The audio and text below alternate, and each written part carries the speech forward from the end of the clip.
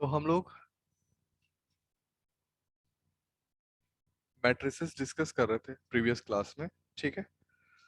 और मैंने बोला था कि थोड़ा सा हमको इसमें जनरलाइज्ड व्यू रखना है, बजाय कि जो हम छोटी छोटी प्रॉब्लम्स करते आए हैं।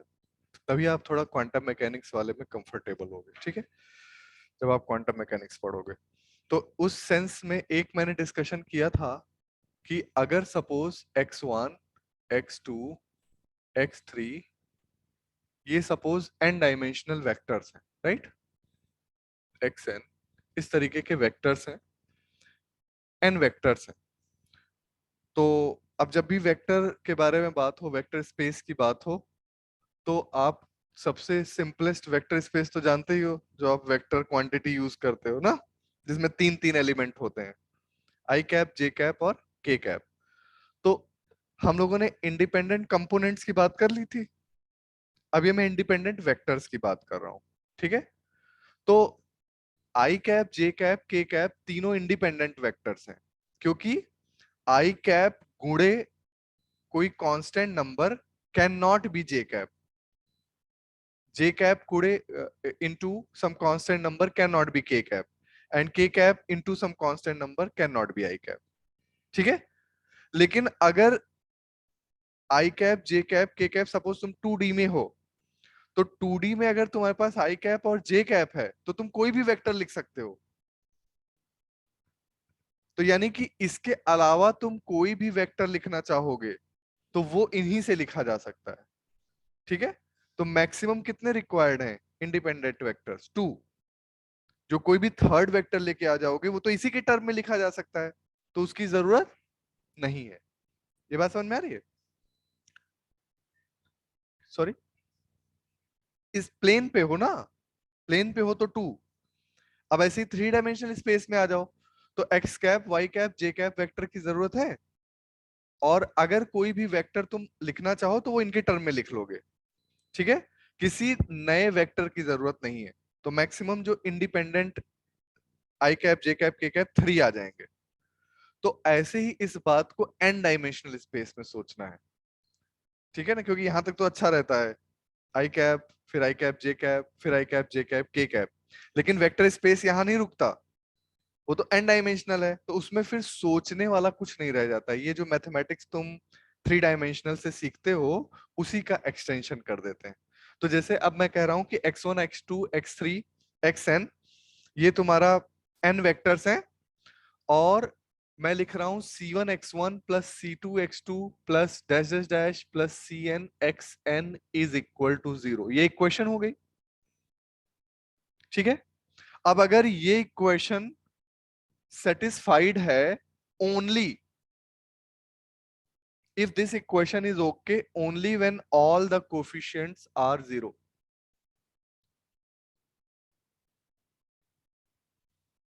अगर ये सारे कोफिशिएंट एक साथ 0 हैं तब ये इक्वेशन करेक्ट है या नहीं है? 0 = 0 हो जाता है। तो 0 = 0 is a correct equation, right. तो तब हम कहते हैं कि x1 x2 x3 ये सारे लीनियरली इंडिपेंडेंट, जैसे आई कैप और जे कैप लीनियरली इंडिपेंडेंट। तो अगर तुम लिख रहे हो, मन में सोचो a1 I cap plus a2 J cap is equal to 0। इसमें सोचना बहुत आसान है, क्योंकि छोटे छोटे वेक्टर ले लिए ना, एन डायमेंशनल नहीं ले रहे हैं। तो क्या होगा, ये कब ट्रू होगा? जब a1 और a2 दोनों एक साथ ही 0 हो जाए, अदरवाइज ये कभी भी ट्रू नहीं हो सकता। Are you getting it? तो ये हो गया linearly independent, otherwise, otherwise dependent, otherwise dependent.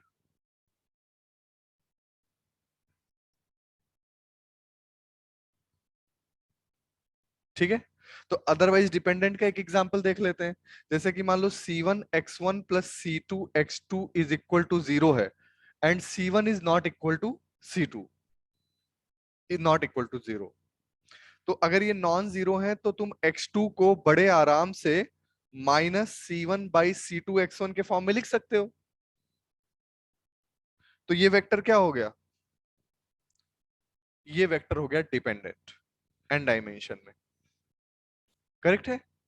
तो ये डिपेंड, अब ऑर्थोगोनल वेक्टर्स जो है वो हमेशा इंडिपेंडेंट, तो इसलिए हम ज्यादातर क्वांटम मैकेनिक्स में तुम ये बड़ा ध्यान रखते हो कि अगर तुम्हें लीनियरली इंडिपेंडेंट वेक्टर लेना है तो तुम ऑर्थोगोनल वेक्टर ले लो, वो श्योर शॉर्ट लीनियरली इंडिपेंडेंट होगा, क्योंकि ऑर्थोगोनल का मतलब उसका कंपोनेंट जब तुम दूसरी तरफ देखोगे तो वो क्या आ जाएगा, जीरो आ जाएगा। भाई जैसे आई कैप का कंपोनेंट जे कैप की तरफ जीरो है, जे कैप का कंपोनेंट के कैप की तरफ जीरो है, के कैप का कंपोनेंट आई कैप की तरफ जीरो है। तो अगर दो वेक्टर्स ऑर्थोगोनल हैं, तो कल हम लोगों ने सिंपल प्रोडक्ट सीखा था, which was also known as inner product, which is also known as simple matrix multiplication, simple matrix multiplication। तो अगर दो वेक्टर का डॉट प्रोडक्ट या इनर प्रोडक्ट जीरो है, तो इसका मतलब वो vectors linearly independent, because they are orthogonal. तो orthogonal vector, orthogonality is a sure shot कि वो वेक्टर क्या है, linearly independent. Is that clear?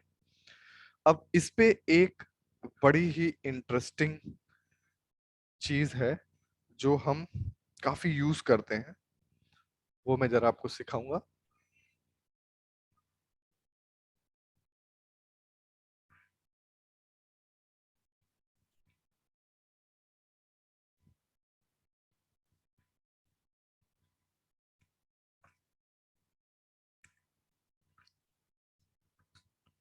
That is called gram Schmitt procedure, ठीक है ना। ये जरा हम कैलकुलेट करना सीखते हैं जी, बड़ा टफ नाम है।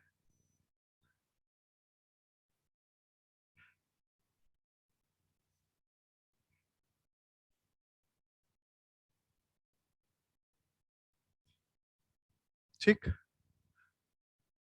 तो ये जो प्रोसीजर है ये क्या है, सपोज मेरे पास वेक्टर्स हैं वी आई,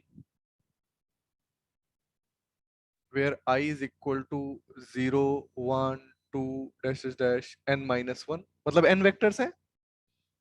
हाँ, जरा इसको लिख के दिखाओ, कैसे लिखेंगे, v0 v1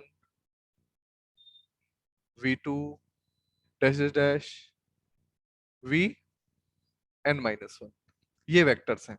ठीक, तो तुम्हारे पास ये वेक्टर हैं, तो हम हमेशा कंस्ट्रक्ट कर सकते हैं orthonormal basis of n vectors.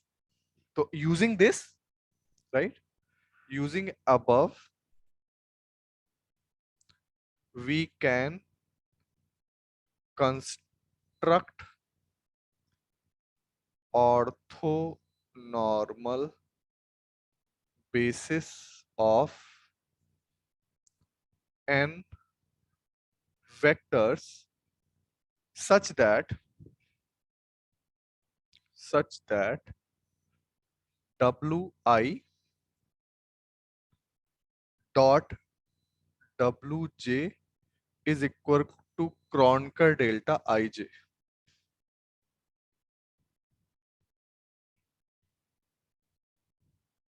ठीक, इज इक्वल टू, मतलब ये वेक्टर गिवन है, उससे हम w वेक्टर निकालेंगे।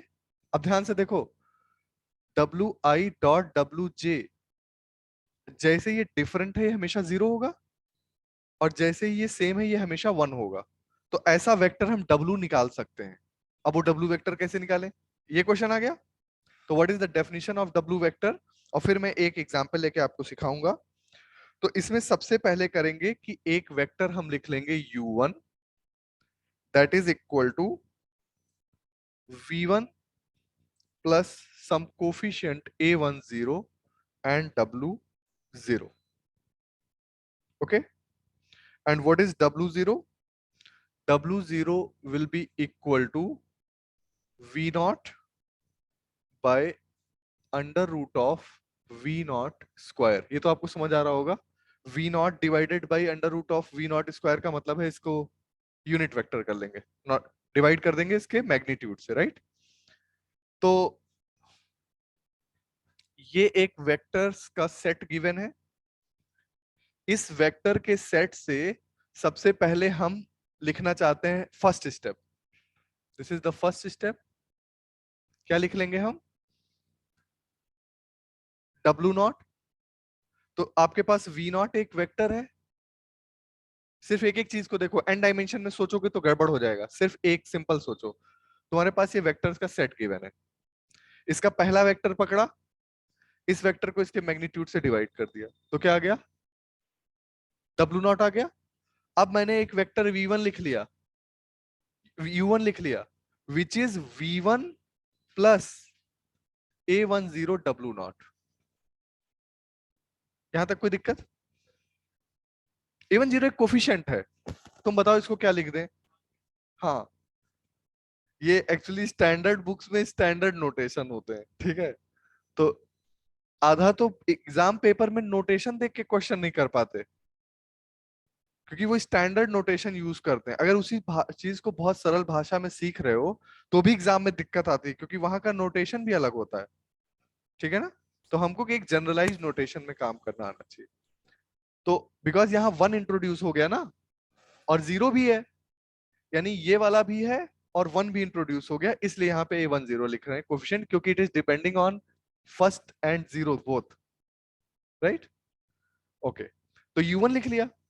अब जो u1 है, इस u1 का हम डॉट प्रोडक्ट करेंगे किसके साथ? v0 के साथ, ठीक है?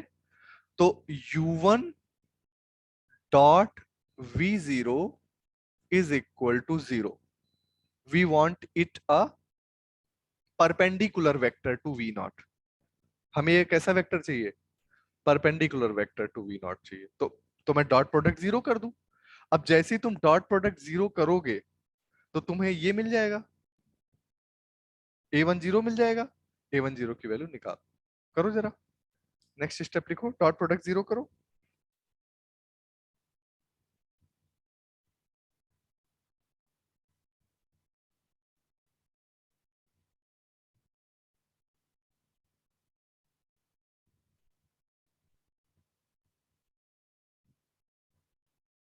तो it will be 0 is equal to v1 dot v naught plus a10 w0 dot v naught. Is it correct? तो this will become 0 is equal to v1 dot v naught plus a10। w naught क्या है? v naught by under root of v naught square, ठीक है? And dot v naught. तो v naught dot v naught, तो ये कितना आ जाएगी? ये क्वांटिटी a1 नॉट कितना आ जाएगा? a1 naught will become minus of, बताओ भाई।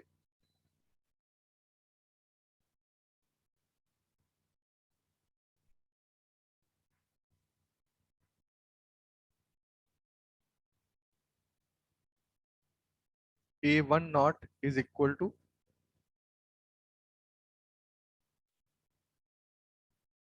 ठीक है? So you can write a1 naught is equal to minus v naught v1 divided by v naught square, ठीक है? तो a1 naught is equal to, सीधा लिख सकते हो, minus v naught v1 divided by under root v naught square, which is equal to minus v1 dot w not.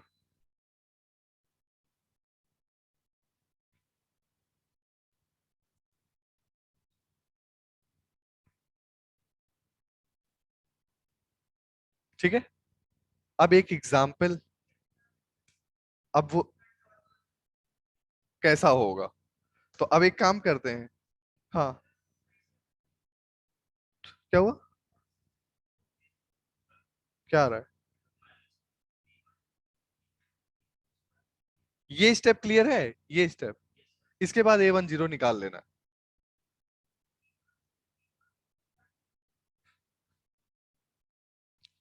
किसको one दिया है? वन क्यों लेंगे? वी नॉट हमें थोड़ा ना पता है कैसा वेक्टर है, we don't know what is that. ये उसका मैग्नीट्यूड लिया है, उसके मैग्नीट्यूड से डिवाइड किया है, ठीक है ना। वो कैसा वेक्टर है हमें कैसे पता चलेगा? But v naught dot v naught क्या हो जाएगा? वी नॉट स्क्वायर हो जाएगा, ठीक है ना। और ये इसका मैग्नीट्यूड हो जाएगा, तो डिवाइड हो जाएगा दोनों। तो एक काम करते हैं, नंबर्स के टर्म में देख लेते हैं इसको। Let us take a number. तो ये बड़ा ही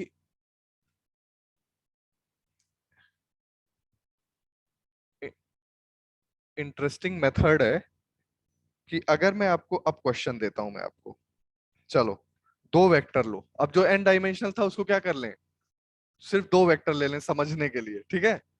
तो हम सिर्फ दो वेक्टर ले रहे हैं, v0 ले लो, दैट इज 1 1, एंड v1 ले लो, दैट इज 1 - 2।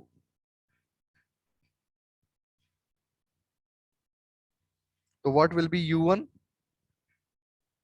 बताओ भाई।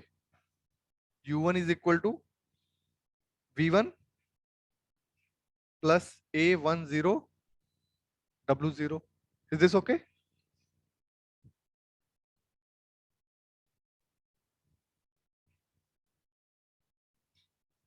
तो u1 निकालो। So what is w0?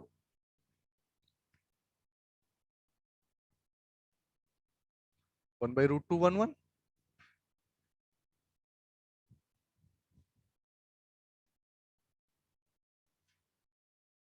So get the value of u1।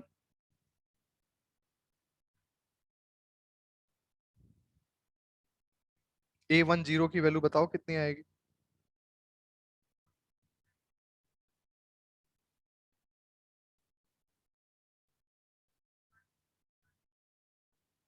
हम्म?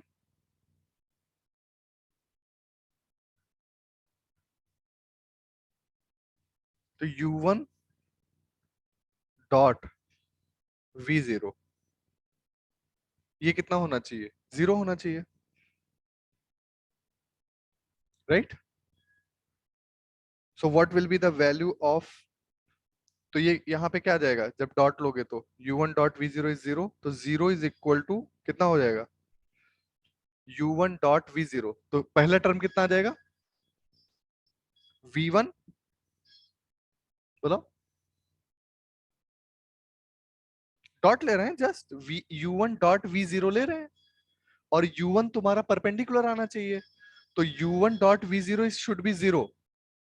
तो u1 डॉट v0 इधर कर दिया तो पहला टर्म कितना आएगा? हाँ, तो आ जाएगा कितना? v1 dot v0 and plus a10 w dot dot v0। इससे a10 की वैल्यू निकाल लो।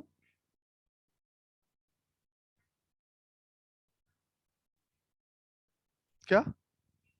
अरे भाई u1 तुम एक वेक्टर चाह रहे हो ना, which is perpendicular, and that देखो व्हाट इज योर पर्पस।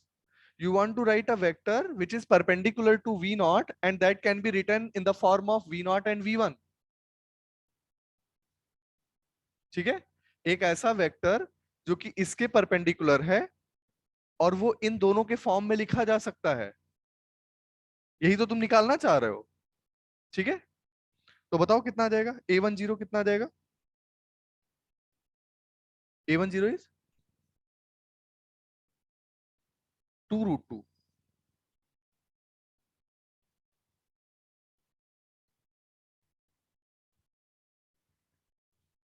पहले ये बताओ कि v1 डॉट वीरो कितना आ रहा है, v1 डॉट v नॉट कितना आ रहा है? -1, 1 प्लस -2, तो कितना आ जाएगा? -1 आ जाएगा, प्लस a10। अब जरा इसका डॉट लो, तो कितना आ जाएगा? हाँ, डॉट ले रहे हो ना,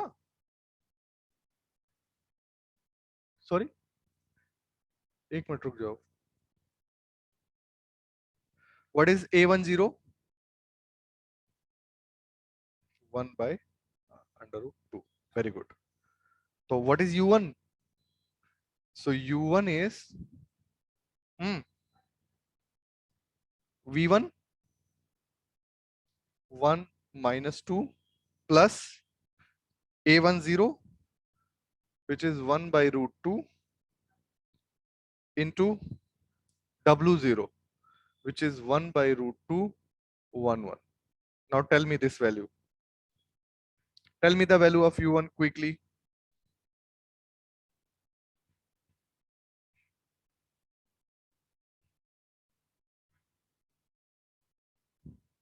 ठीक है? And what is W1? What is W1?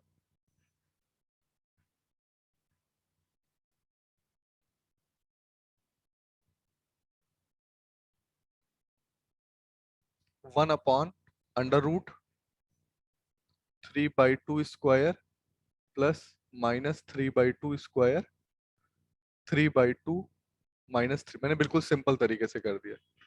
तो ये कितना हो जाएगा? बताओ भाई कितना हो जाएगा? 1/2 टाइम्स 9/4 एंड यहाँ पे 3/2 1 -1। तो ये कितना हो जाएगा? 1/√2 और 1 -1।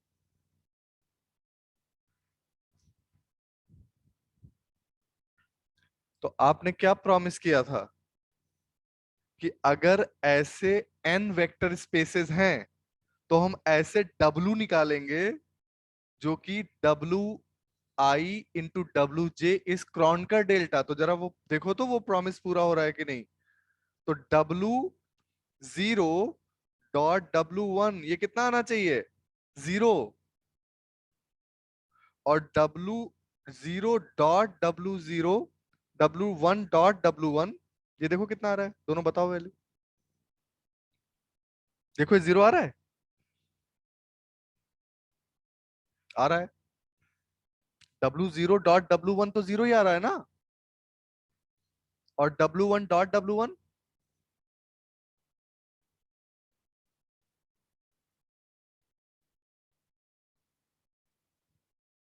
हो गया। तो ये अब ये बात सोचो n वेक्टर स्पेसेस के लिए कि जैसे तुमने तो दो ही लिया, तो पहले से W0 लिखा और फिर U1 वेक्टर लिख लिया जो किसके परपेंडिकुलर है? V0 के परपेंडिकुलर।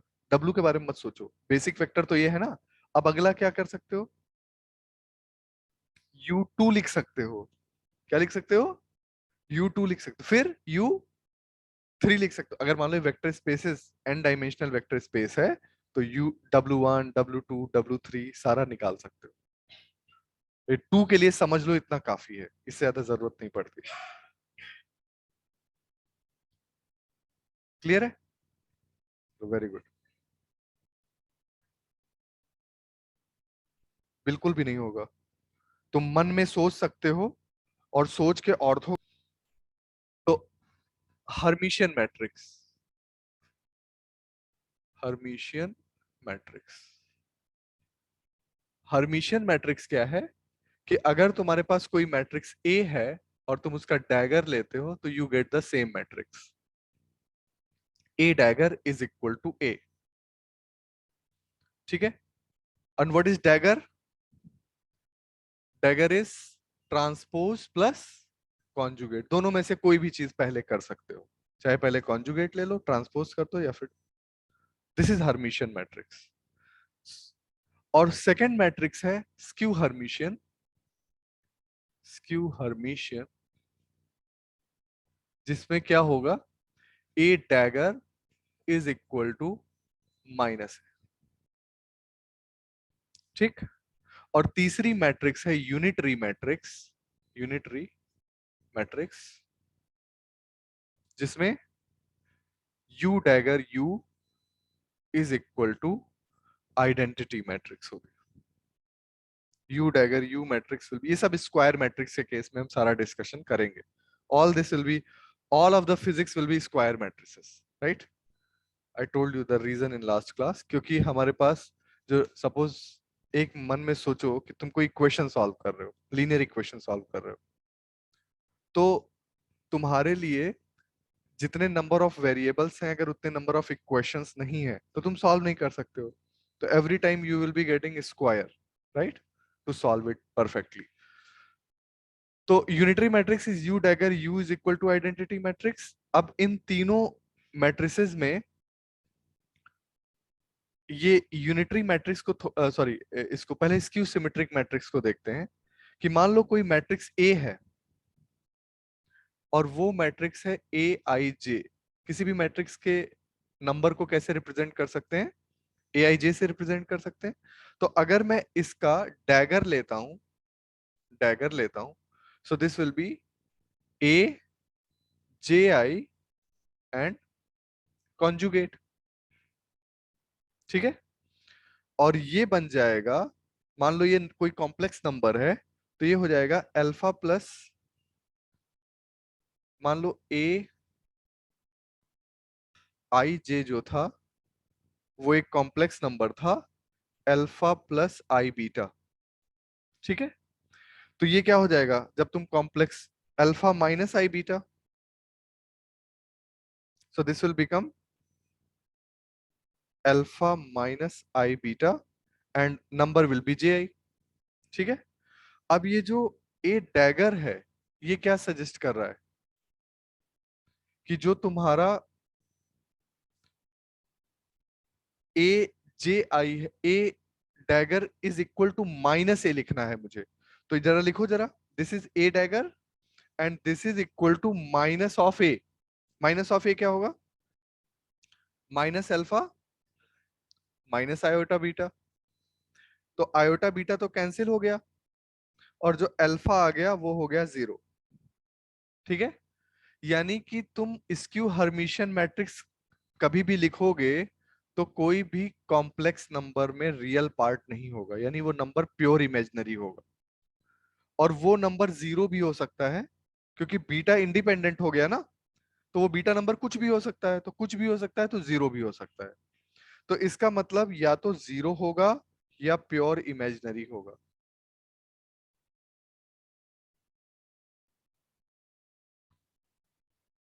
कौन सी वैल्यूज? Diagonal values. जो डायगोनल वैल्यूज होंगी, क्योंकि जब तुम ए आई आई करोगे तभी तो उसको इक्वल कर पाओगे ना। तो जब आई इज इक्वल टू जे के लिए लिखोगे डायगोनल वैल्यूज, तभी तुम उसको इक्वल कर पाओगे। तो स्क्यू हर्मिशियन मैट्रिक्स के डायगोनल में क्या होगा? 0 या फिर प्योर इमेजिनरी वैल्यूज होगी। तो क्या कोई मैट्रिक्स है जिसकी डायगोनल में 0 है या प्योर इमेजिनरी नंबर्स हैं, तो वो क्या स्क्यू हर्मिशियन है? नो। स्क्यू हर्मिशियन मैट्रिक्स के डायगोनल में 0 या प्योर इमेजिनरी होगा। बट किसी भी मैट्रिक्स के डायगोनल में 0 या प्योर इमेजिनरी है, इसका मतलब ये नहीं है कि वो एक स्क्यू हर्मिशियन मैट्रिक्स। कन्वर्स उसका ट्रू नहीं है।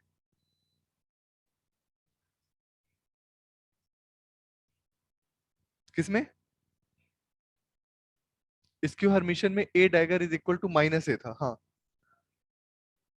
तो तभी तो माइनस लिया है ना, ठीक है। तो क्या जैसे हम रियल वाली मैट्रिक्स में किसी भी मैट्रिक्स को सम ऑफ किसमें लिख लेते थे? सिमेट्रिक प्लस एंटी सिमेट्रिक, जरा इसमें भी देखते हैं क्या वैसा कुछ है। हम्म। मैं ये कह रहा हूं कि जैसे कोई number alpha minus I beta है, ये डैगर है, और ये इक्वल टू माइनस ए है। तो माइनस ए क्या है? Alpha plus I beta. मैं बता रहा हूं। तो ये हो जाएगा minus alpha minus I beta. अब ये तुम्हारी कंडीशन आ गई।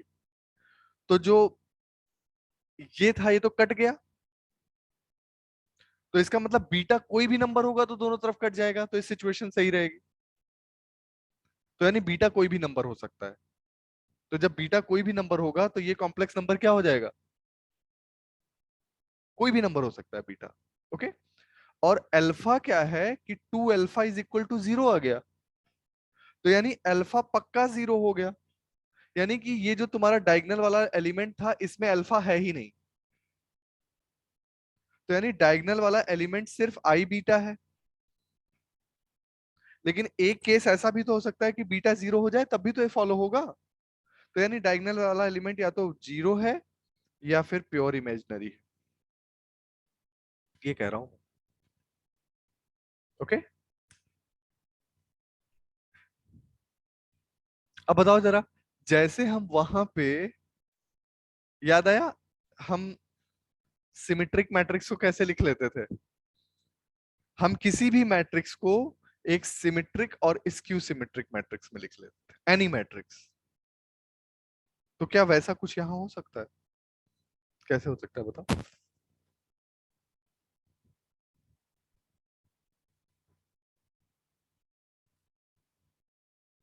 हम्म।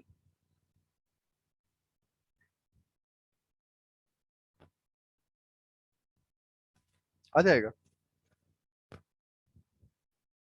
तुम कह रहे हो कि मैं किसी मैट्रिक्स ए को लिख लूं, क्या कह रहे हो, हाफ ए प्लस ए डैगर प्लस हाफ ए माइनस ए डैगर, तो ये क्या होगा, ये सी है और ये डी है, तो सी डैगर क्या होगा, C dagger will be equal to, ये देखो ये ए डैगर है, डैगर का डैगर वन वापस ए हो जाएगा, तो this will be equal to C. और D dagger will be equal to half A dagger minus A, which will be equal to minus minus D, minus common ले लूं तो it will become minus D, right. तो इसका मतलब जैसे symmetric matrix के case में हम लिख सकते थे वैसे ही हम यहाँ पे भी लिख सकते हैं, matrix can be written in the form of sum of this plus this.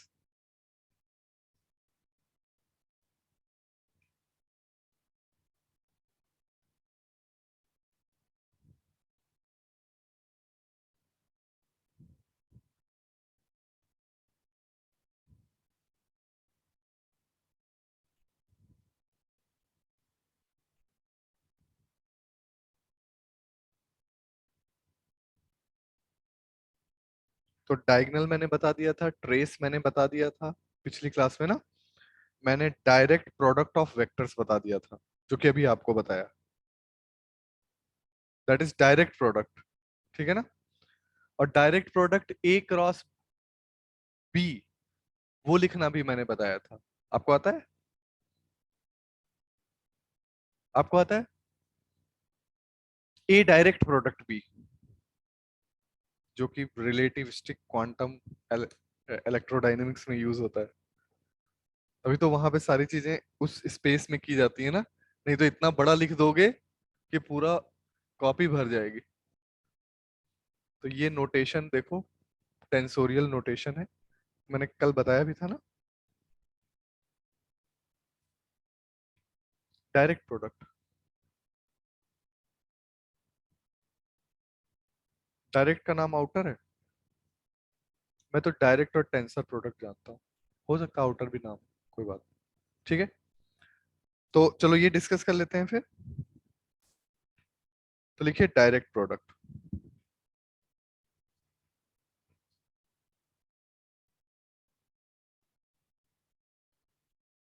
पहले सब एबीसीडी तो सीख लें तब तो फिर सवाल करेंगे ना, कि जब ये नोटेशन आ गया तो तुमने फटाफट लिखना शुरू कर दिया, क्यों भाई। तो इसका जो नाम है वो है डायरेक्ट टेंसर या क्रॉनिकर प्रोडक्ट, तो ये भी लिख लो, इसको कहते हैं डायरेक्ट टेंसर या क्रॉनिकर प्रोडक्ट। डायरेक्ट टेंसर या फिर क्रॉनिकर प्रोडक्ट। ठीक, अब जो ए डायरेक्ट प्रोडक्ट बी है, this is equal to some new matrix C. ठीक है, और अगर सपोज ए जो है वो एक स्क्वायर मैट्रिक्स है which is m cross m matrix, और एन बी जो है वो एक एन क्रॉस एन मैट्रिक्स है, तो जो सी मैट्रिक्स आएगी वो m cross n into m cross n matrix होगी।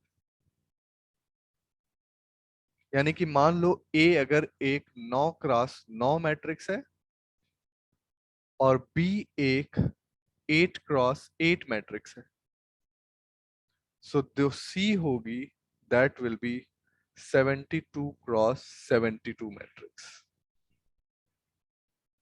ये चीजें स्क्वायर मैट्रिक्स के लिए।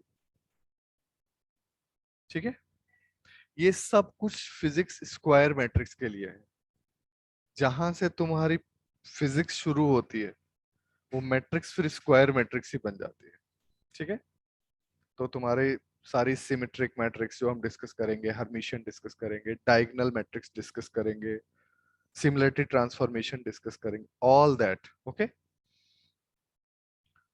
सो अब इसको एक छोटे से एग्जांपल से समझा जाए कि इसको कैसे लिखना है। तो पहले तो नोटेशन में समझ लो ताकि क्लैरिटी रहे। तो नोटेशन में ये ऐसा होगा कि मान लो कि ए एक मैट्रिक्स है जो कि एम क्रॉस एम मैट्रिक्स है, और बी एक मैट्रिक्स है जो कि एन क्रॉस एन मैट्रिक्स है। तो जो सी होगा, सी का कोई भी एलिमेंट कैसे लिखा जाएगा? तो it will be written like this, any element of C. जैसे आई जे से लिख लेते हैं ना, ए आई जे क्या बता देता है? A11 A12 A13। और बी आई जे क्या बता देता है? B11 B12। तो ऐसे ही इसके भी तो सारे एलिमेंट्स पता चल जाने चाहिए। So that can be written as C alpha beta is equal to Aij and BKL, and alpha is M I minus 1 plus K, and beta is N J minus 1 plus L। ये इसका कोई भी value हो जाएगा, any value. ठीक है, अब हम क्या करेंगे कि एक जैसे कि सब केस में होता है, सबसे सिंपल है टू क्रॉस टू मैट्रिक्स लेके समझ लेना। सबसे अच्छी बात है ना, इस बात को किससे समझ लें पहले? टू क्रॉस टू मैट्रिक्स लेके। तो let us consider a two cross two matrix. A two cross two का product B two cross two. Suppose मैं ए का बी के साथ प्रोडक्ट करना चाहता हूं, तो जो ए डायरेक्ट प्रोडक्ट बी होगा दैट विल बी, ध्यान से देखना, पहला टर्म इसमें क्या होगा? A11, फिर बोलो, यहाँ पे बी लिख दो।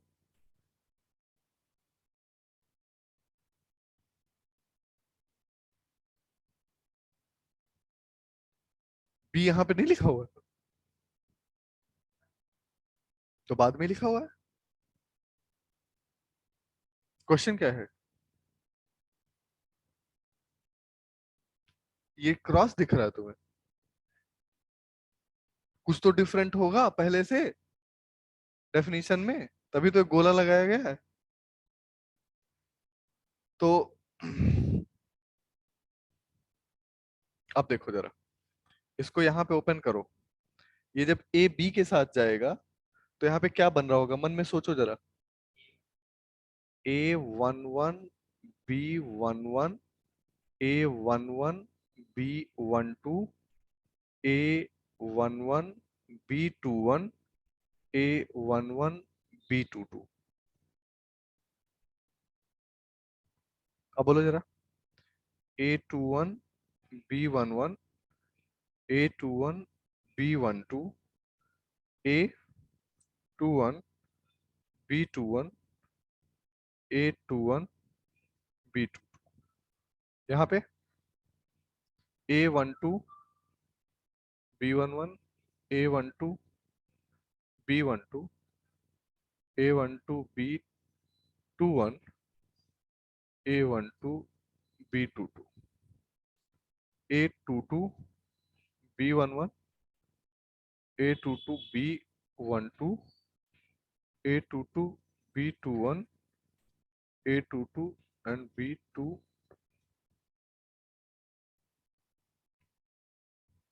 तो ऐसे लिख दी गई इतनी इंफॉर्मेशन। तो 2x2 का जो एलिमेंट आया, मैंने आपको पहले ही बता दिया था ना, जो एलिमेंट आएगा वो 2x2 इंटू 2x2। तो कितना आ गया? 4x4।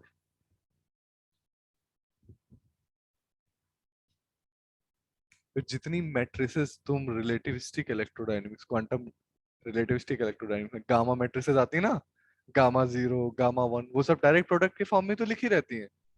अब वो हर जगह फार्मूले में खोल के 64 टर्म थोड़ा लिख दोगे। तो तुम डायरेक्ट प्रोडक्ट करके लिख देते हो, कितना शॉर्ट है। और फिर जब जब जरूरत पड़ती है तब ओपन करते हो।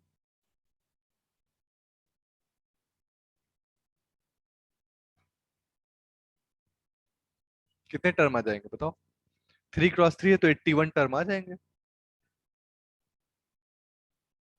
हाँ। हाँ। सॉल्व कैसे करें? अरे भाई जैसे मान लो तुम्हारा यहाँ पे 2x2 मैट्रिक्स है, तो तुमने क्या किया है, 2x2 के पीछे वो मैट्रिक्स लगा दिए। ऐसे 3x3 का पहले पूरा लिख लो, पीछे मैट्रिक्स लगा दो, फिर मैट्रिक्स के साथ ओपन कर लो। ये समझ नहीं रहे हो कैसे लिख रहे हैं? हम्म।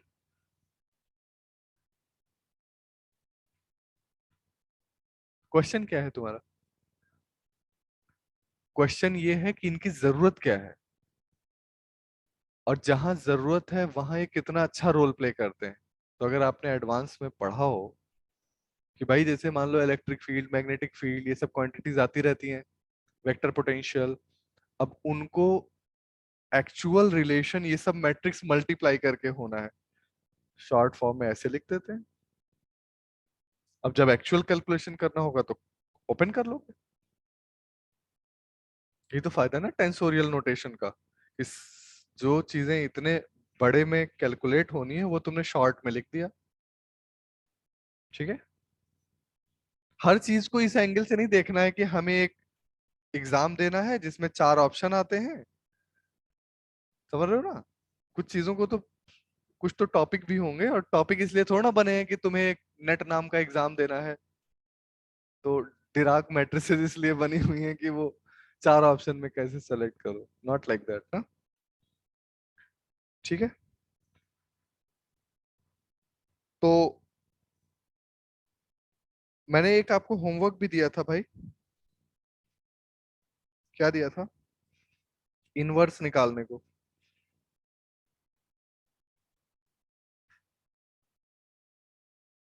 निकाला आपने?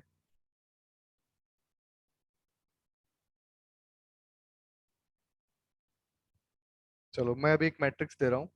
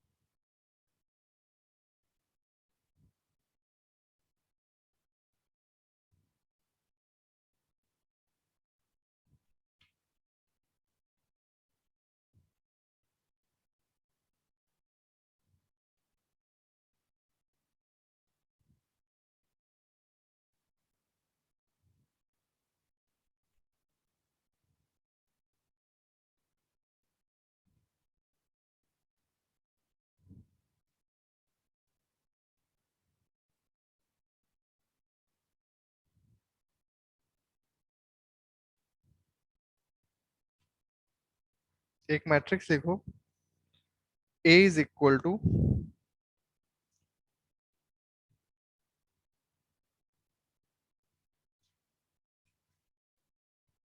Cos five sine five zero,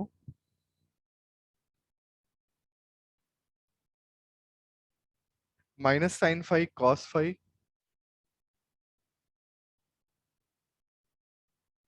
zero and zero zero one. ठीक है, आपको बताना है this matrix is symmetric, skew symmetric, orthogonal, diagonal, determinant is one. इनमें से कौन सा ऑप्शन सही है?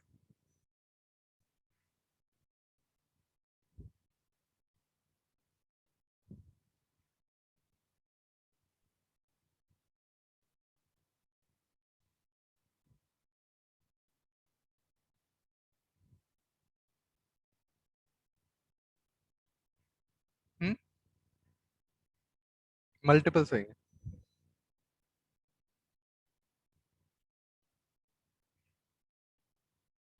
डिटर्मिनेंट वन, और एक और ऑप्शन रखना चाहिए था, डिटर्मिनेंट माइनस वन ना, क्योंकि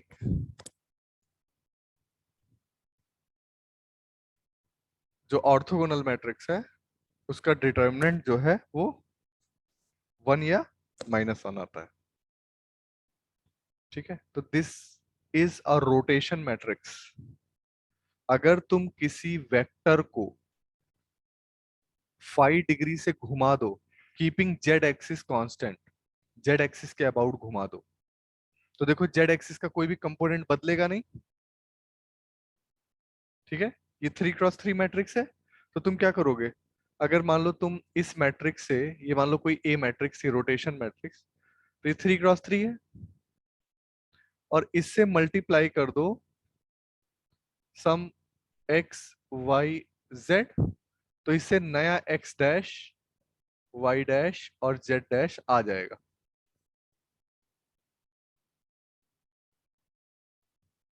तो इसमें जरा देखो जेड वाला कंपोनेंट कितना होगा। हम्म,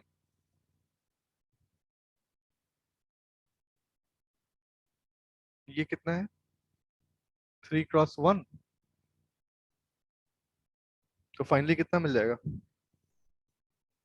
3x1। राइट, ये मल्टीप्लिकेशन डायमेंशन का रूल हमेशा देख लिया करो।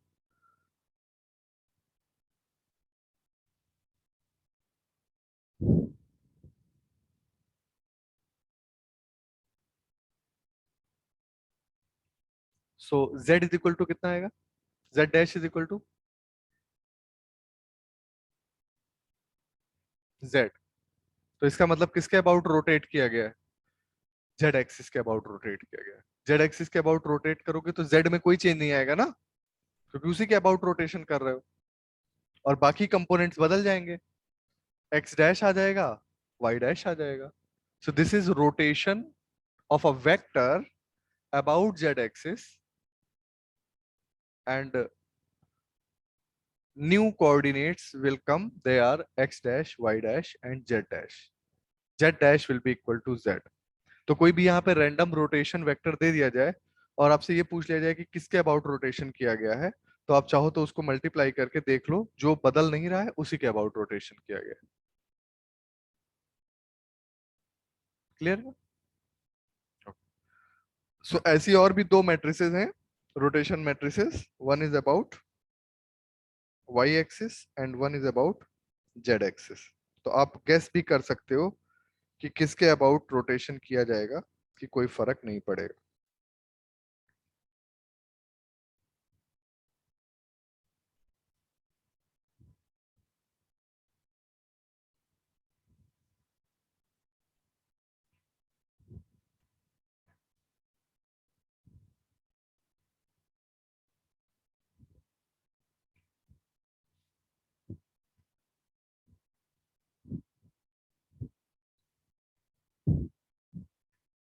तो हम लोग ये डिस्कशन कर रहे थे कि Hermitian matrix, skew Hermitian matrix और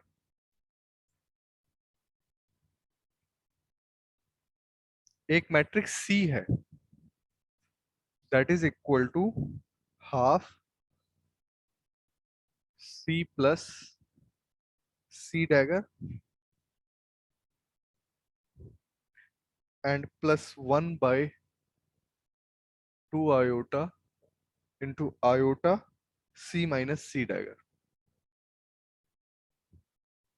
This is given. So please see the question.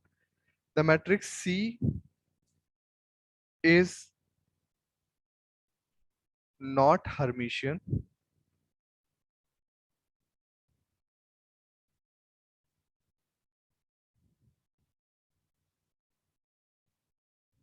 The matrix C is not Hermitian. Show that C plus C dagger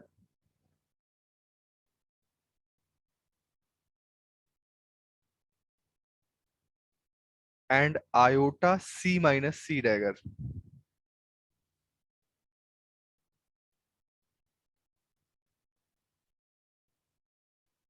are Hermitian.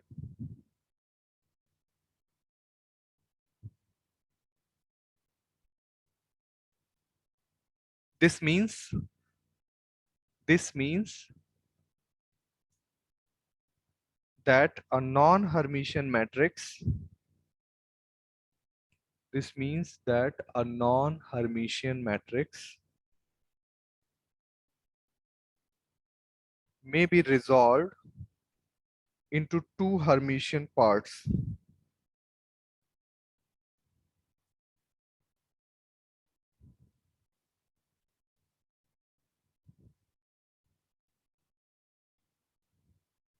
तो अब इस पे क्वेश्चन है मेरा, C is not Hermitian. A, B. A is Hermitian. B is Hermitian. A is skew Hermitian. B is skew Hermitian.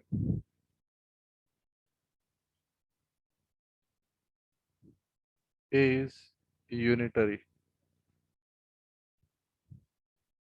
चलो भाई.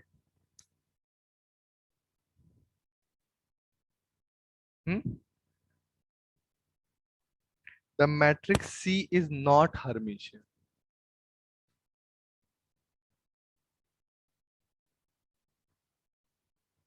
क्या problem? लिखा नहीं तुमने लैंग्वेज?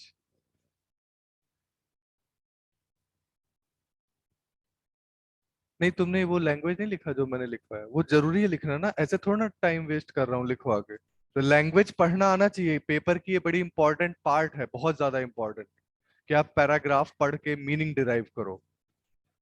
ठीक है.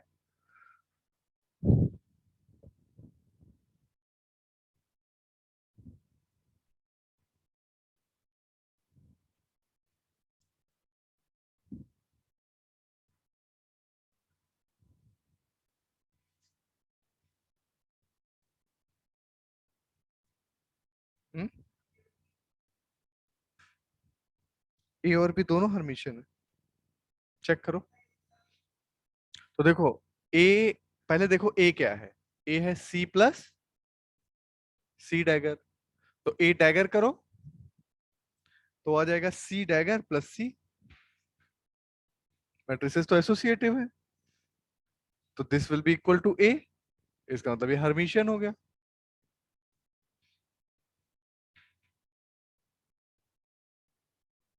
और बी एक मैट्रिक्स ले लो which is i C minus dagger. तो बी डैगर करो तो it is i dagger C dagger minus C. I dagger is minus i. So it will become I C minus C dagger, which is equal to B. तो ये बड़ी मजेदार बात है कि एक मैट्रिक्स जो हर्मिशियन नहीं है उसको भी दो हर्मिशियन मैट्रिक्स के फॉर्म में लिखा जा सकता है नहीं? मजेदार बात। A matrix which is not Hermitian can be written। ऐसे अगर सोच के देखो तो तुम्हें लगेगा कि यार एक अगर मैट्रिक्स हर्मिशियन नहीं है तो वो जो जिन दो मैट्रिसेस के सम के फॉर्म में लिखा गया है वो भी नॉन हर्मिशियन होंगे। But a matrix which is not Hermitian can be written in the form of two Hermitian matrices।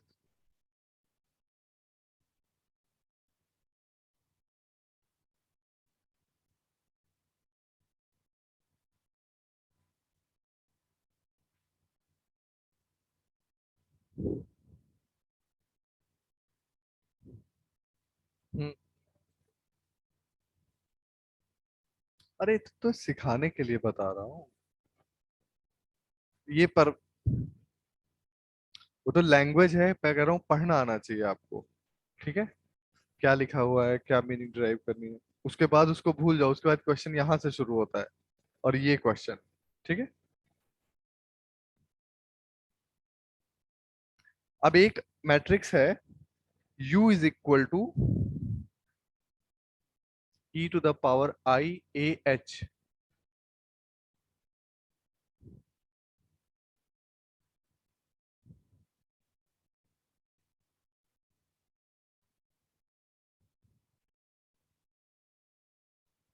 If H is Hermitian, show that U is unitary।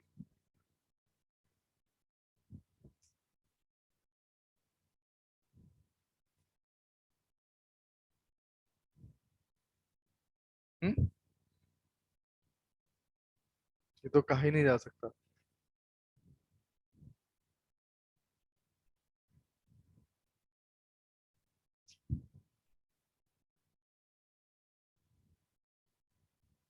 Late us do this.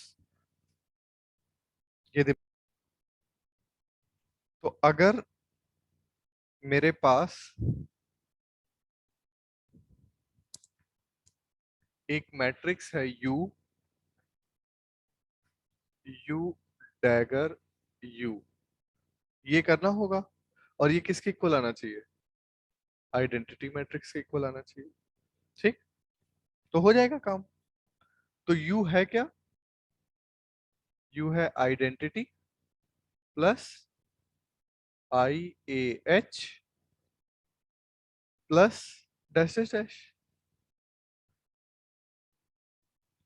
तो U dagger क्या हो जाएगा?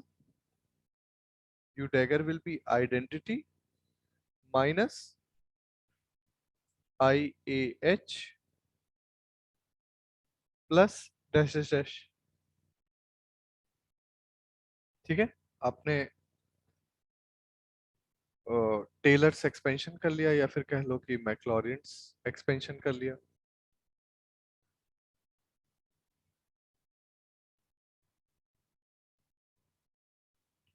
तो directly इसलिए नहीं लिख सकते या नहीं लिखना चाहिए क्योंकि यू डैगर यू कोई नंबर नहीं है।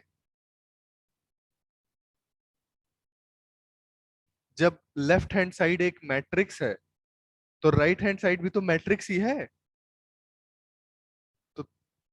तो तुम क्या सोचो, इसको ई टू द पावर जीरो लिख दो विच इज इक्वल,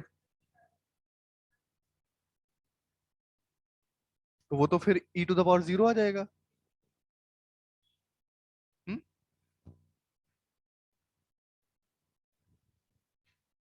एक सेकंड रुक जाओ, मैं बता रहा हूँ। A and B are two non-commuting Hermitian matrix।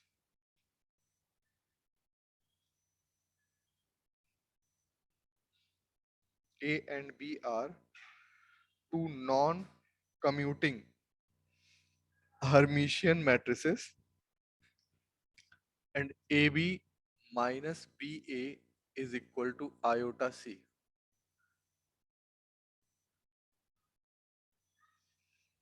C is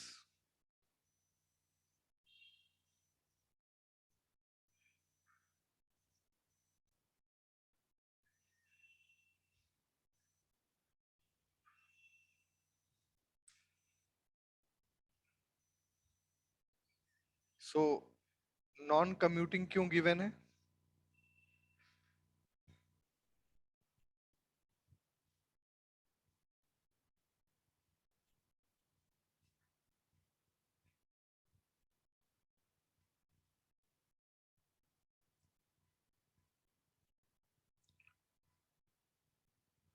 चलो let us do this.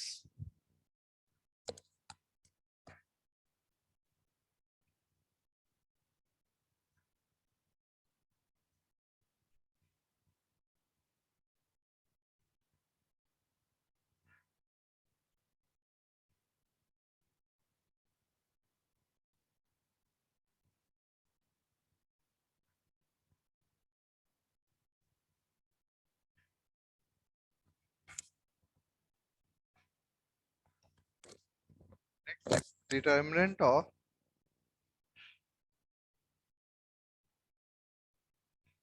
A star is equal to,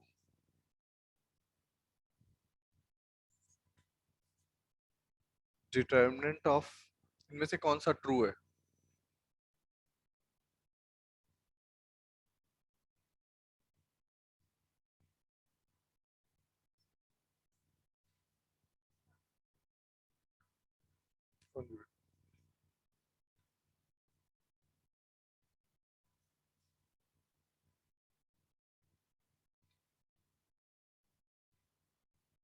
चलो let us do this.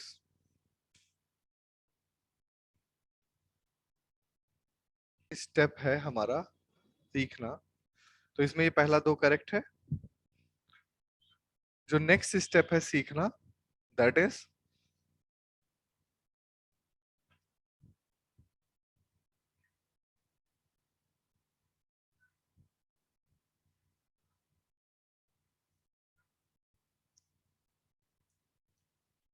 Eigen values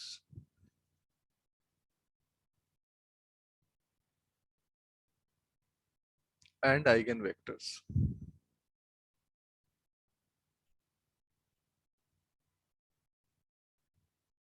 ठीक है, eigen values and eigen vectors. तो ज्यादातर क्वेश्चन जो है वो यहाँ से आते हैं। इससे पहले वाली जो है प्रॉपर्टीज के फॉर्म में आपको सब पता होना चाहिए। लीनियरली डिपेंडेंस इंडिपेंडेंस भी काफी इंपॉर्टेंट है। ठीक है, रैंक इंपॉर्टेंट है। जैसे मान लो कोई एन क्रॉस एन मैट्रिक्स है, सारे लीनियरली इंडिपेंडेंट है, तो रैंक उसकी एन हो जाएगी, और जितने डिपेंडेंट होते जाएंगे उनको माइनस करते जाओगे। ठीक है ना? तो ये भी एक तरीका है कि जैसे मान लो 3x3 मैट्रिक्स है, तो तुम उसका डिटर्मिनेंट निकाल लो। ठीक है ना? हाँ, डिटर्मिनेंट निकाल लो। अगर डिटर्मिनेंट नॉन जीरो आ जाता है तो उसकी रैंक सीधा 3 हो जाएगी। ठीक है, नहीं तो फिर तुम्हें एलिमेंट्री रो ट्रांसफॉर्मेशन करके और लगातार वेक्टर्स को कम करके देखना होगा। तो रैंक जो होगी वो एन से छोटी या इक्वल हो सकती है, और जीरो से बड़ी, इसके बीच में रैंक होगी। ठीक है, अब ये जो आइगन वैल्यूज का कॉन्सेप्ट है, ये सब आप हर्मिशियन और सिमेट्रिक के डोमेन में देखना। ठीक है, Hermitian, symmetric, I mean square matrix होगी। ज्यादातर इंपॉर्टेंट मैट्रिक्स में हर्मिशियन और यूनिटरी, ये इंपॉर्टेंट मैट्रिसेस हैं। अब जैसे कोई भी मैट्रिक्स ए है, इस मैट्रिक्स में मुझे आइगन वैल्यूज और आइगन वेक्टर्स निकालना है। तो आप इसको देख सकते हो क्वांटम मैकेनिकल मैट्रिक्स एच से, जो कि एक हैमिल्टोनियन मैट्रिक्स है। एक स्क्वायर मैट्रिक्स है, Hamiltonian matrix is a square matrix. आपको क्वांटम मैकेनिक्स में अतुल सर डिस्कस करेंगे। दिस इज स्क्वायर मैट्रिक्स, और इसके ऊपर अगर किसी वेक्टर को ऑपरेट करें तो वो वेक्टर वहां पे वेव फंक्शन होगा। यहाँ पे मैं कोई भी वेक्टर लिख ले रहा हूँ साई, इसको ऑपरेट करो तो साई वापस मिल जाता है, और साथ में एक नंबर मल्टीप्लाई हो जाता है। This is not a matrix, this is a number. Right, this is not a matrix. So ये मैट्रिक्स अगर 3 क्रॉस 3 है तो ये मैट्रिक्स 3 क्रॉस 1 है, तो ये मैट्रिक्स 1 क्रॉस 1 है, यानी कि एक नंबर है, और ये matrix 3 cross 1। So ultimately 3 cross 1 is equal to 3 cross 1। इस तरीके से मैट्रिक्स होगी। ठीक है, अब ये जो निकल के आता है इसको आइगन वैल्यू कहते हैं। क्या कहते हैं? Eigen value. और ये जो निकल के आता है corresponding to that eigen value. तो बिकॉज ऐसा हो सकता है, जैसे 3 क्रॉस 3 मैट्रिक्स है तो 3 आइगन वैल्यूज है, 4 क्रॉस 4 मैट्रिक्स है तो 4 आइगन वैल्यूज है। तो मान लो कि तुमने इसकी आइगन वैल्यूज निकाली, और वो आइगन वैल्यू, सॉरी, इसकी एच की आइगन वैल्यू निकाली, वो आइगन वैल्यू निकल I suppose E1, E2, E3 and E1। ये 3 क्रॉस 3 है ना, E1। ओके, ये 3 आइगन वैल्यूज निकल आई। अब ये 3 आइगन वैल्यूज किसकी हैं? एच की है। अब इसके करस्पॉन्डिंग आइगन वेक्टर निकलेगा psi 1, इसके करस्पॉन्डिंग psi 2, इसके करस्पॉन्डिंग psi 3। इनको आइगन वेक्टर्स कहेंगे। और बिकॉज ये दो वैल्यूज सेम है तो इसी को डीजेनरेसी बोलेंगे, डीजेनरेट आइगन वैल्यूज। और एक्चुअली डबली डीजेनरेट आइगन वैल्यूज। ठीक है, तो जो आपका एनर्जी कंटेंट है सिस्टम का, that is represented in the form of a matrix which is called Hamiltonian matrix. अब उस हैमिल्टोनियन का क्या ऑर्डर होगा, क्या डायमेंशन होगा, डिपेंड करेगा कि उसमें कौन कौन से टर्म्स इन्वॉल्व हैं। ठीक है, क्योंकि सिस्टम तो बहुत टाइप का है ना, सिर्फ काइनेटिक एनर्जी, फिर पोटेंशियल एनर्जी, फिर मैग्नेटिक एनर्जी, एक्सेट्रा एक्सेट्रा। तो उस तरीके से वो सारी इंफॉर्मेशन, एनर्जी की इंफॉर्मेशन किस मैट्रिक्स में सेव है? हैमिल्टोनियन मैट्रिक्स में सेव है। उसी से हमें सारे स्टेट्स पता चलने चाहिए, वो यहां से निकल के आएगा।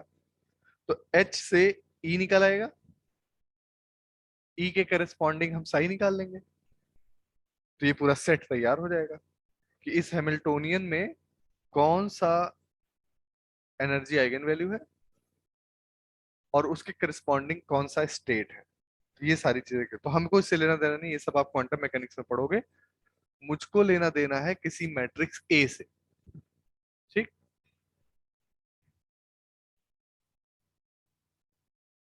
मुझको लेना देना है किसी मैट्रिक्स ए से। So A into X is equal to lambda into X. तो ये एक्स आइगन वेक्टर है, लैम्डा आइगन वैल्यू है। तो अगर आइगन वैल्यू 3 आ गई, लैम्डा 1, लैम्डा 2, लैम्डा 3, तो आइगन वेक्टर्स x1, x2 और x3 आ जाएंगे। अब इनसे रिलेटेड कुछ प्रॉपर्टीज हैं जो हमको एक नजर में ही पता होनी चाहिए। जैसे कि कोई भी मैट्रिक्स है, अगर उसकी समेशन आई लैम्डा आई कर ले, जिसको हम ट्रेस ऑफ ए भी बोलते हैं, तो trace of A which is sum of diagonal terms is equal to sum of the eigenvalues. और अगर मैं प्रोडक्ट लिख दूं, product of i lambda i, so this is equal to determinant of A. ठीक है, okay.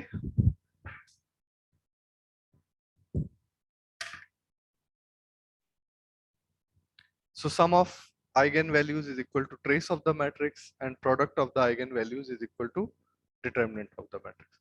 और एक बहुत ही ज्यादा और यूज होता है, वो भी यहीं पे लिख देता हूँ बाद में।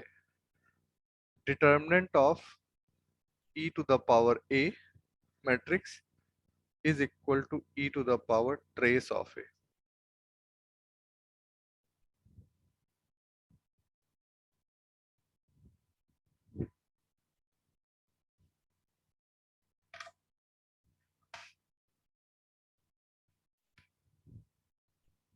ठीक है, determinant of e to the power a is equal to e to the power trace of a।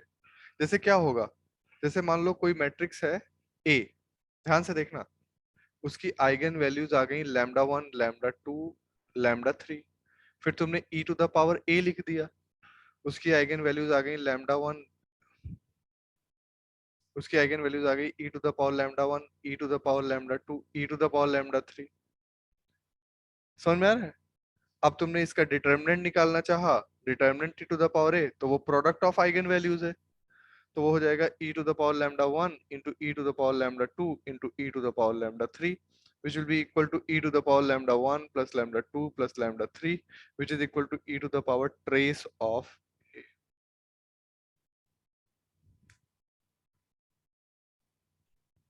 This is very important। ठीक, अब एक और चीज मैं बताना चाहूंगा,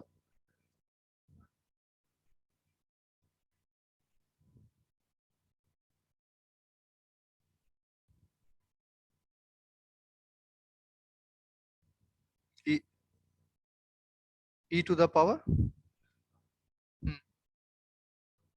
तो ये तो नंबर है ना, वो तो मैट्रिक्स के लिए कह रहे हो। लैम्डा 1 क्या है, वहां पे देखो ना, अभी तो अलग से एरो बना के इसीलिए लिख दिया था, क्या नंबर है क्या मैट्रिक्स है ये देखना बहुत जरूरी है। क्वांटम में जो है वही मैट्रिक्स में है, एक्चुअली जो मैट्रिक्स है वो पहले है, उसी का एप्लीकेशन है सारा ऑपरेशंस का, कोई भी चीज वायलेट नहीं करेगी। ये तो नंबर्स हैं लैम्डा 1 लैम्डा 2, तो इसको उस तरीके से क्यों देख रहे हो? ठीक है, अब जब सारी मैट्रिक्स को एक साथ हम देखते हैं, उनके आइगन वैल्यूज आइगन वेक्टर्स को एक साथ देखते हैं, तो एक बड़ा ही मजेदार बात निकल के आता है कि ये सब कुछ प्रॉपर्टीज को फॉलो करते हैं, उनको भी जरा एक साथ देख लेते हैं। तो ये मैं एक सर्कल बना रहा हूँ which is a unit circle, यहाँ पे 1 है, यहाँ -1 है, ये आयोटा है, यहाँ माइनस आयोटा है, ये 0 है। ठीक है, तो जितनी हर्मिशियन मैट्रिक्स होगी, हर्मिशियन और सिमेट्रिक मैट्रिक्स होगी, उनकी आइगन वैल्यूज रियल एक्सिस पे लाई करेगी। This is real axis. इसीलिए क्वांटम मैकेनिक्स में हर्मिशियन मैट्रिक्स यूज होता है, क्योंकि हर्मिशियन मैट्रिक्स अगर नहीं है तो उसकी आइगन वैल्यूज के रियल होने का भरोसा नहीं है, या कह लो इट इज वाइसे वर्सा। वो सिस्टम्स, भाई कोई भी सिस्टम है उसकी एनर्जी तो एक रियल नंबर होगा, 1 इलेक्ट्रॉन वोल्ट, 2 इलेक्ट्रॉन वोल्ट, 3 की आयोटा इलेक्ट्रॉन वोल्ट, इसका तो कोई मतलब नहीं है। तो हर्मिशियन मैट्रिक्स की जो आइगन वैल्यू होगी वो तो एनर्जी आइगन वैल्यू है, तो इसका मतलब वो कैसी होनी चाहिए, रियल होनी चाहिए। तो इसीलिए हर्मिशियन मैट्रिक्स और सिमेट्रिक मैट्रिक्स, हर्मिशियन का स्पेशल केस सिमेट्रिक है, तो हर्मिशियन और सिमेट्रिक मैट्रिक्स की आइगन वैल्यूज रियल है।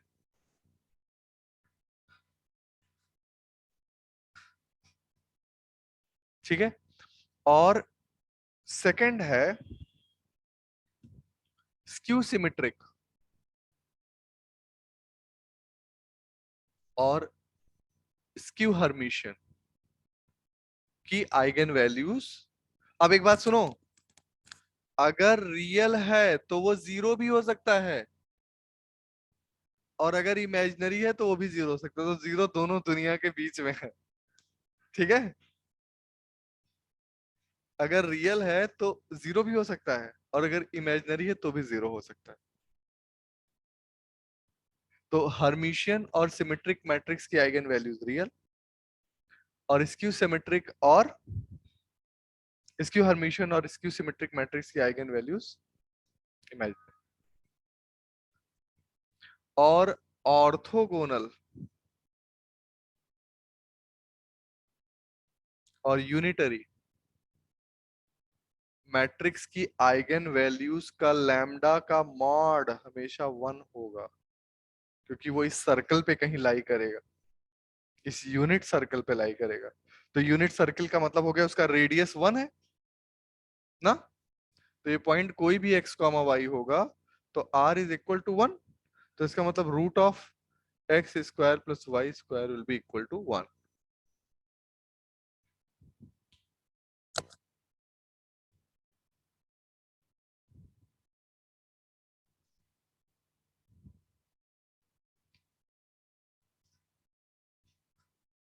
तो किसी भी हार्मिशियन मैट्रिक्स या किसी भी सिमेट्रिक मैट्रिक्स की आइगन वैल्यूज क्या होंगे? किसी भी स्क्यू हार्मिशियन या स्क्यू सिमेट्रिक की आइगन वैल्यूज या तो इमेजिनरी या प्योर जीरो, और किसी भी ऑर्थोगोनल या यूनिटरी मैट्रिक्स की आइगन वैल्यूज का mod value will be always 1।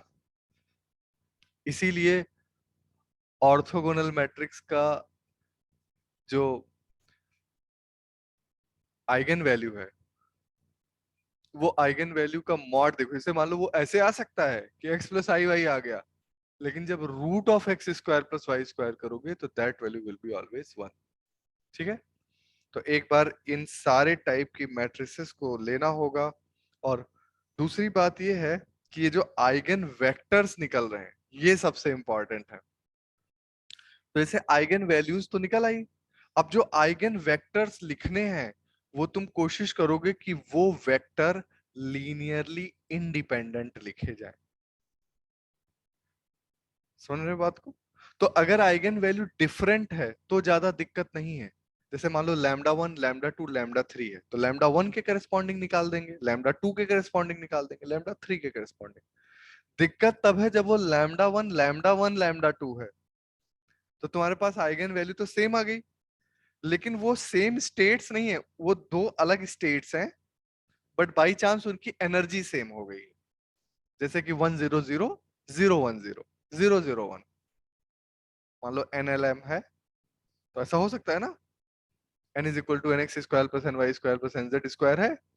मान लो पार्टिकल इन 3D बॉक्स है, तो उसकी एनर्जी तुम n इज इक्वल टू 1 से शुरू करते हो, तो तुमने ले लिया मान लो 111, या फिर 121 लिया, फिर 112 किया, और फिर 211 किया, तीनों की एनर्जी सेम आ गई, बट स्टेट अलग है, क्योंकि m जब क्वांटम नंबर बदल गया तो that represents a different state, right? तो जो स्पेशली डीजेनरेट केस है वो हम लोगों को बहुत ही ध्यान से करना होगा। ठीक है, यहां पे भी इस बात का हम ध्यान रखेंगे कि अगर वेक्टर्स ऑर्थोगोनल आ गए तो सबसे अच्छा है वो पक्का लीनियरली इंडिपेंडेंट है। ठीक है ना? और यहाँ पे हम ये भी करेंगे कि जो वेक्टर कैलकुलेशन करेंगे हर्मिशियन मैट्रिक्स के लिए, आइगन वेक्टर्स, उसके लिए हम एक फॉर्मूला भी डिस्कस करेंगे कि क्या हम किसी भी मैट्रिक्स को उसके आइगन वेक्टर्स के डायरेक्ट प्रोडक्ट के फॉर्म में लिख सकते हैं। जैसे मान लो कोई मैट्रिक्स कैपिटल ए है और वो एक हर्मिशियन मैट्रिक्स है, और उसके आइगन वेक्टर्स आ गए आर आई, आर आई मतलब R1, R2, R3, eigen vectors आ गए, तो क्या हम उन वेक्टर्स के फॉर्म में उस मैट्रिक्स को रिप्रोड्यूस कर सकते हैं? वो मैट्रिक्स उस वेक्टर से ही तो निकली है, वो जो वेक्टर है वो उस मैट्रिक्स से ही निकला है, तो उस वेक्टर के को के फॉर्म में क्या हम इस मैट्रिक्स को लिख सकते हैं? ठीक है, which is known as Sylvester's formula.